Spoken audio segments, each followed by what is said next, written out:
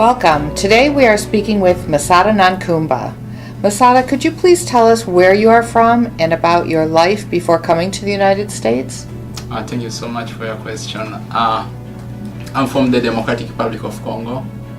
I was born there up to the age of 12, and then because of political instability and the violence that the country was in, so we had to flee to a refugee camp in Kenya. So in the refugee camp we spent almost 5 to 6 years, and there I got the chance to start my education for the first time there in the 6th grade. So life was not very easy there because actually the camp is really like has a lot of people inside, of like more than 100,000 people in a very, very small space. So it was really hustling in the camp, but at long last we got an opportunity to be relocated to the United States of America at the end of 2014, and then that's how we found our way to Buffalo. So coming to Buffalo, I had to integrate into the education system. Yeah, and that's how I get myself to the United States of America. So what was your biggest worry about starting school here? Well, my biggest worry was that actually because I came to the United States, I never knew anything about the United States, and my coming to the United States, it was not that we chose to come to the United States or we knew anything about the United States or we have any family member in the United States, but just because they decided to relocate us here. So I never knew anything about the education system here. So my biggest worry was that I did not know what was going on, and I did not know if I'm gonna fit in the system well. I did not know what to expect, what I would be learning, or even on the test. I never knew anything. So that was my worry. I never knew what to expect. Or will I catch up with with my peers who are already speaking English? So, Masada, you've talked a little bit about from the student perspective. What about from the teacher perspective? Because we do have teachers who have never encountered English language learners, or very few times that they've encountered English language learners. So could you give some specific examples of what your teachers did to help you when you first came? That's a good question. Actually, I really have I really appreciate my teacher a lot, and I have a great respect for them. And I think that if I was able to succeed in high school here within like 1 year of being in the United States, part of it was because of my teachers. So the teacher really took their time. The first thing I can say that they did that made me feel that I was accepted in this new community, and was that the teacher took their time to know me first at a personal level. They took the time to know where I am from. They took the time to know my family, my past experience.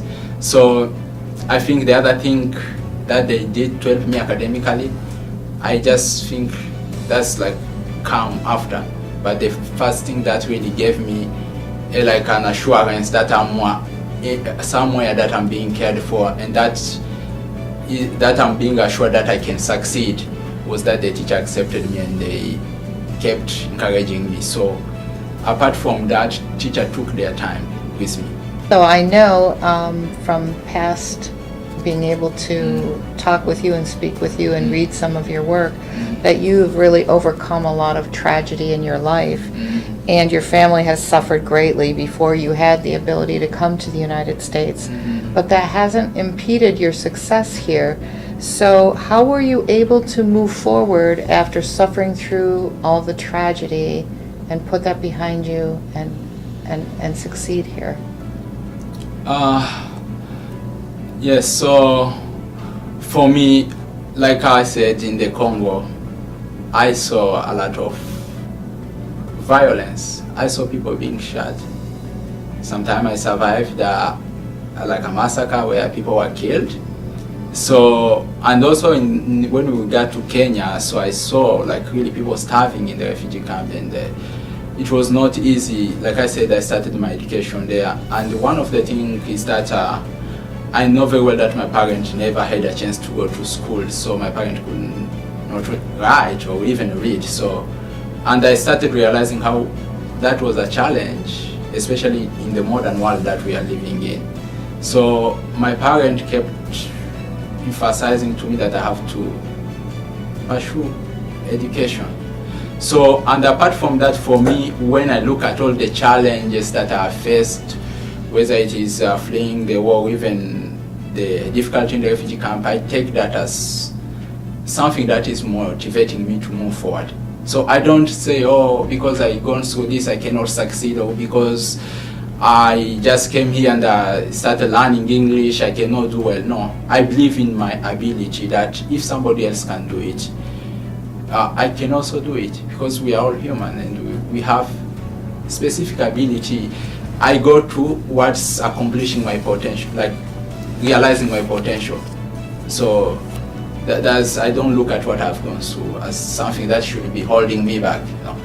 I look at what I'm aiming for, and that keep me going. And I also look at the challenge that I faced. Okay, if I gone through this and I survived, then whatever is ahead of me, I should also survive that too. Is there anything else that you'd like to share with us? Maybe some of your goals? Okay, as pertaining to my goals, I want to be a medical doctor.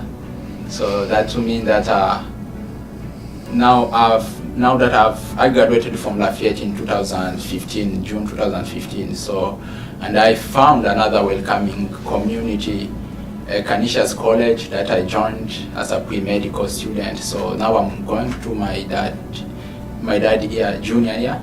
So I plan that after getting my bachelor degree there, I will go to medical school. And luckily I already have one medical school that have accepted me, the University of Buffalo, UB Medical School. So after my undergrad, which is 2 years left, so I will go and pursue my medical doctor degree there. So I have a personal interest in surgery, so I hope